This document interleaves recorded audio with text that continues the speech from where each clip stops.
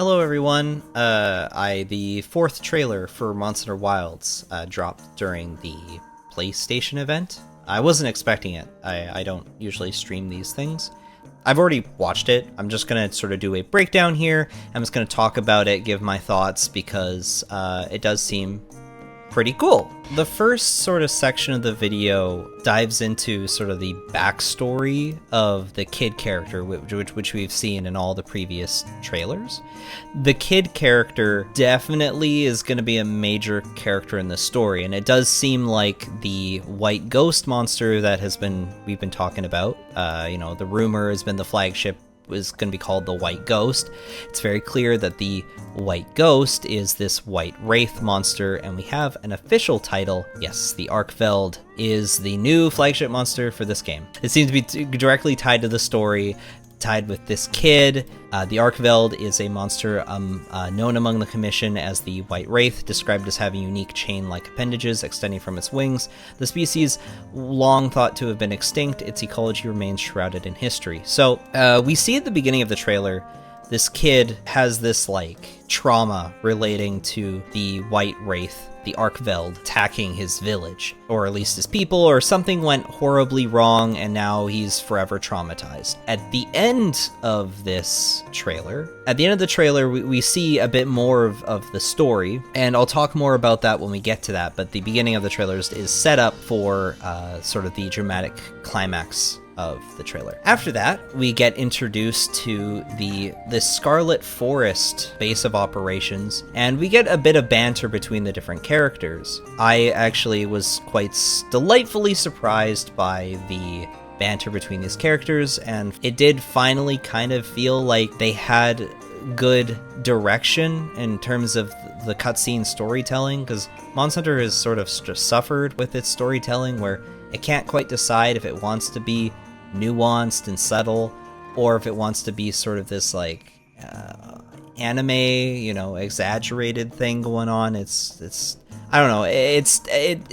I never took it seriously. That's always been its issue. But this cutscene, the way that they talk to each other, I sort of feel something. I actually genuinely feel like there's something there this time. And then we get to see the Scarlet Forest proper. This isn't just a tease anymore. This is like a proper introduction to the Scarlet Forest. We're going to see gameplay of the Scarlet Forest at Tokyo Game Show. I cannot wait. So far, though, this looks amazing. It looks beautiful. The amount of fog, the amount of vegetation. This is what I thought the Ancient Forest would be like when I first saw Monster Hunter World's trailers, and it does genuinely look great. When the weather picks up, it becomes really rainy, and according to the website, apparently there's flash floods, which is exactly what I predicted for this forest, and it's great to see. I'm very, very happy to see it be so beautiful, how the weather is so dynamic, and it actually feels like real and gritty and wet. And that's really what I wanted for the next Monster Hunter game, is for every sort of territory to have weather that isn't just set dressing, it affects your experience. And then we're introduced to the apex monster of the Scarlet Forest, which I predicted was probably going to be a brand new monster that interacts with the floods. And this monster, it's called Uthduna. I thought it was going to be an amphibian, but it's a leviathan. It's a leviathan that rules the Scarlet Forest as its apex predator. It is adapted to water-rich environments and is sighted most often during the downpour, which is whenever it rains a lot in the Scarlet Forest, it's called the downpour. It makes use of the moisture and its own bodily fluids to create a protective veil around itself. It looks interesting. I'm not really sold on it. It reminds me a lot of ancient amphibians from millions of years ago. It reminds me of where's the guy? Yeah, this guy. Reminds me of this thing. I don't know. Gives me that kind of vibe. Or this guy. Yeah, it's kind of got sort of the same looking face as these strange fellas. Look at this guy, and it kind of gives me Golbul vibes too. The same sort of Leviathan vibe of Golbul. He fights quite differently though, as we can see. So this is going to be quite fun to experience, especially with the intense water and rain. I'm mesmerized by the water effects on display and the way the environment is part of the hunt and how the monster uses the environment to affect you, the player.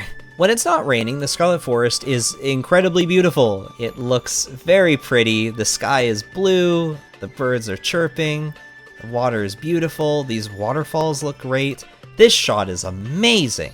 Wow, you can see the ruins, but also the giant bones of an ancient, probably an ancient giant snake like Dalamadur or Laviente, and it's really great to see all this beautiful ecosystem. I love these people just bombing the heck out of this Lalabarina. He doesn't stand a chance, and then pulling. So there's gonna be a lot of this in the game, a lot of use your slinger to pull debris down onto a monster. It's okay. I hope that it's implemented in a way that feels quite natural and not like World, where it felt like a monster would just walk underneath a rock and just stand there. You're like, okay, I'll drop the rock on you if you really want to. Really want to be hit on the head so bad. And then we get to see the locals of the Scarlet Forest. So the locals of every locale will be probably integrated into the story. This is what I predicted in my locales video.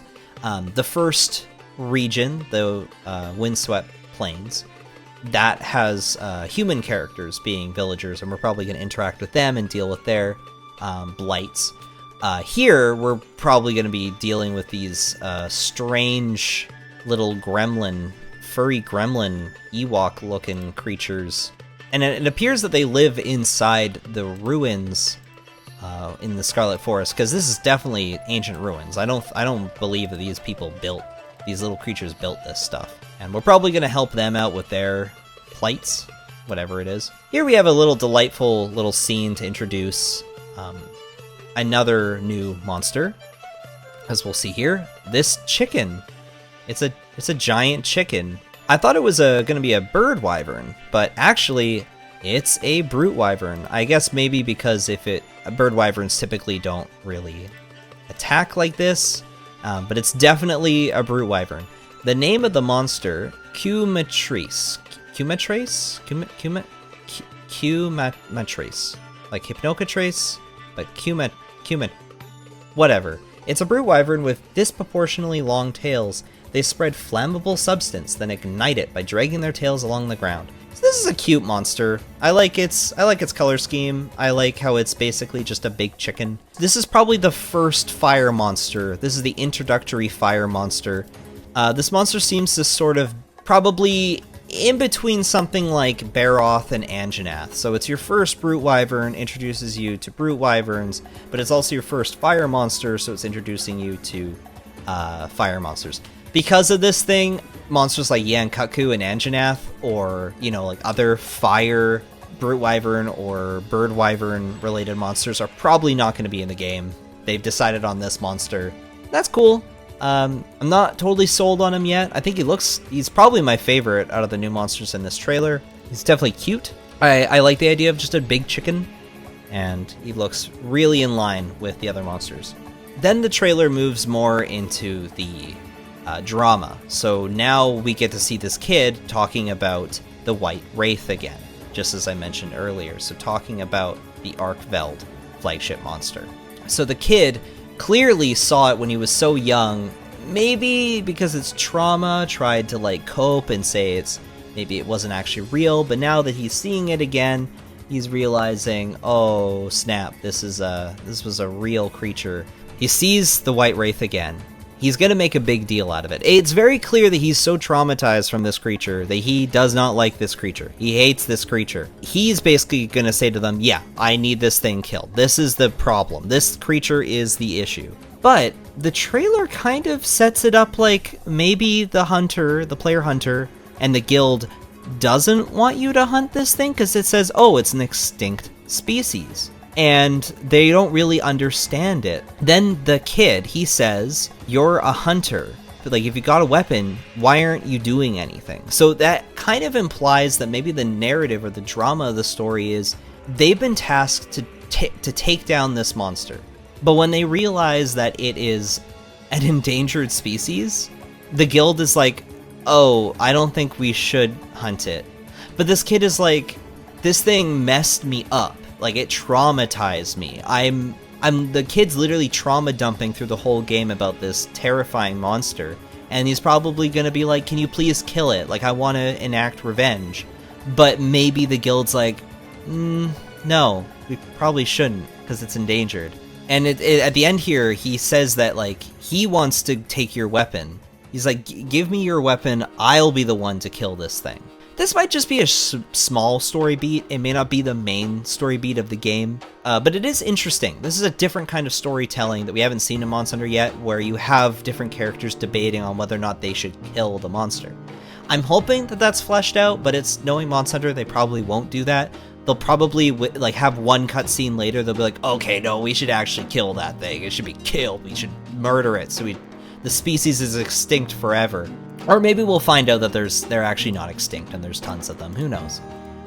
Or, you know, maybe it'll become some kind of anti-hero monster like Nergigante, and then it actually helps you out on quests. Who knows? We don't know. We got a release date, though. That's what we do know. We know this game's coming out in February next year. I'm very happy. I'm very, very happy this game's coming out February next year. I kind of knew it would be early next year. With that in mind, we should expect to see the advertising just keep pumping. Like, they're just going to keep releasing trailers, new locales, new monster reveals, lots of stuff. They're going to spoil a lot of the game. So at this point, because we have a release date, if you don't want to get spoiled, you should get off all these channels. But if you're like me, and you don't really care, you just want to be hyped, then yeah, expect a lot to come. We're going to see a lot going forward. We can pre-order it. There's a bunch of pre-order bonuses. I'll probably get them. I don't really care about this stuff. I like it, so I'm probably going to, you know, buy all this extra nonsense. I don't mind supporting Monster Hunter. Overall, this trailer didn't super grab my attention. I wasn't exactly blown away. There wasn't any monster reveals. Like Lalabarina, I still think is my favorite monster for this new game. I'll be honest, the new flagship, I'm not sold on that new flagship. I don't know if I like it. Like, I don't know if I'm a fan of the Arkveld, to be honest. It kind of feels like a weird old relative of Seregio's. I don't know. I'm not really sold on the way that its wings work. It's a little bit strange to me. Maybe in gameplay, but to be honest, I'm getting the same vibe regarding the Arkveld as I did with like Magnum Aloe, where I just don't really care. Which is not a great sign for a new flagship, because this is meant to be the flagship. But it's cool that it's a flying wyvern again. It's not a Elder Dragon, which is what a lot of people thought it was going to be. It was going to be an Elder Dragon, but it's nice to see it. I also do like its color scheme. I think the color scheme is really nice. It's great to see like a white colored flagship. I don't think we've gotten that yet off the top of my head. It's well designed. I just don't know if it really speaks to me, I think. The other new monsters, like the new Leviathan, Uthduna, not super sold on that one. Might be fun in combat. I think my favorite out of this trailer is the new chicken. I like the chicken monster. I think the chicken monster's great. I think it's going to be a great one for the lineup. It's got a great look to him, where he looks kind of lizard-like, but he also has the bird-like features. This is a great monster. I'm really excited for this one. I think that's everything. I've got another video coming up that I wrote before this video before this trailer came out, so that video might feel a little bit out of date. Stay tuned for more content as I continue to cover Monster Hunter Wilds footage and reveals. Thanks for watching, and I'll see you when they reveal new stuff for Tokyo Game Show. Alright, bye-bye.